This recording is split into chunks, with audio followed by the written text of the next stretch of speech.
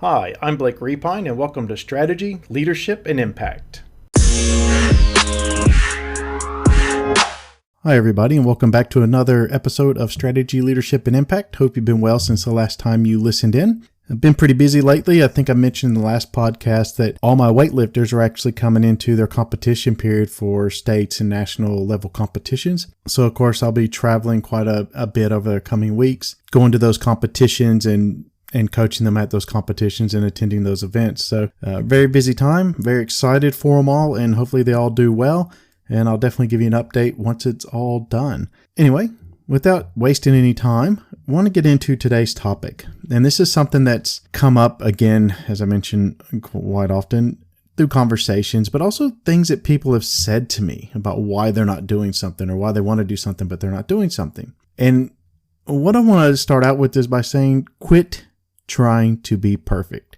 Quit thinking that you need to be at a certain level or you need to be a certain way before you can do something. Oftentimes there may be, and I'll explain this a bit more here in a second as we go further into the episode. But you get this thing in your mind around how either you should be or your life should be or how prepared you should be for something, or your business, how prepared it should be. And it's based off of this, I guess, this perception or this facade that we see through social media and things like that. We see these perfect people living these perfect lives. And, there's no such thing as a perfect life. There's no such thing as a stress-free life. And I've said that many times before. But we think that we have to be perfect as well, that we have to be 100% prepared for everything that comes at us, or we have to be perfect before we start doing something. And that whole thing about you don't have to be perfect or stop trying to be perfect, I broke it down into 4 areas that, I guess, just to give you some examples of what I mean and what I'm talking about.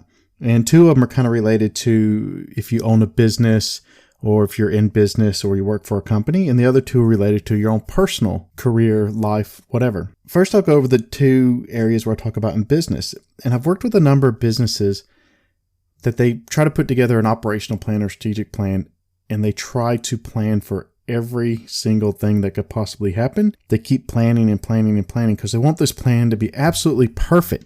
It's going to address every single thing that can ever happen, and it's got to be perfect. It's got to be step by step, exactly. We have to follow that exactly, and they get in this planning paralysis.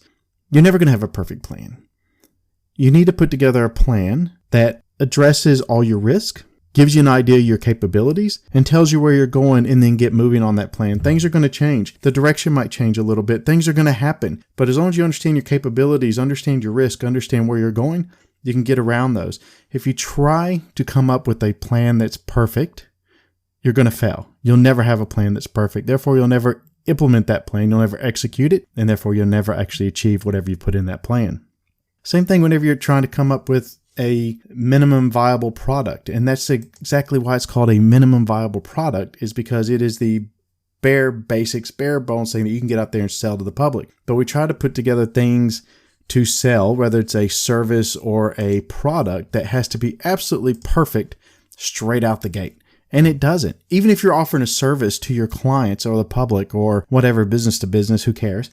If you're offering them a service and this, you're a startup company, you might not know exactly what you're going to do. As long as you have the foundation there, you can build it as you go. You have that minimum viable product, i.e. your service, that you can get out there and you can sell. Somebody will buy it from you, and you can perfect it as you go along. As you earn more revenue, you can put more money into it to develop it. As you learn based off feedback from your clients and customers, you can continue to develop that product or that service to make it better. But it's never going to be perfect. And anytime you get to the point where you say, this is perfect, I don't ever want to touch it again, I don't want to do anything, you're going to fail. Or if you wait until you have that product or that service perfected before you offer it to someone, you're going to fail. You'll never get it out there, because no matter how perfect you think it is, once you get it out there on the market, some people are going to want something slightly different. They're going to want, the product to do different things, to have different attributes. They're going to want your service to offer different things that are slightly different from what you do. Let your customers guide you a little bit on that. Let them kind of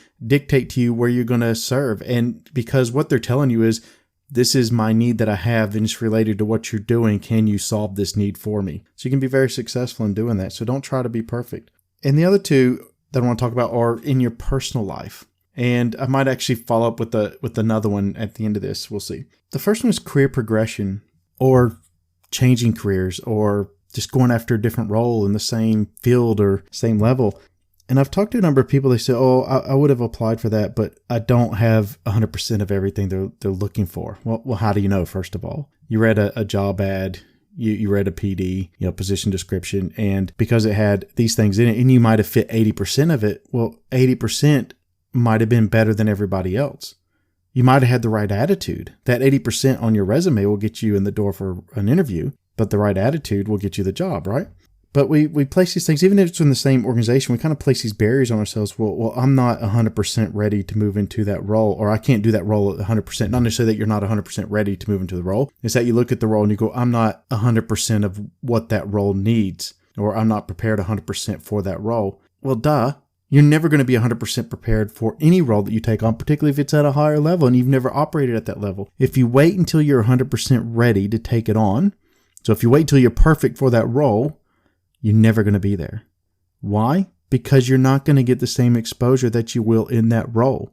But 80% is sometimes good enough for you to get into that role, be successful at it, and then you fill that gap for the other 20%. And then once you're there, you start looking for that next roll up. You're 80% prepared for it.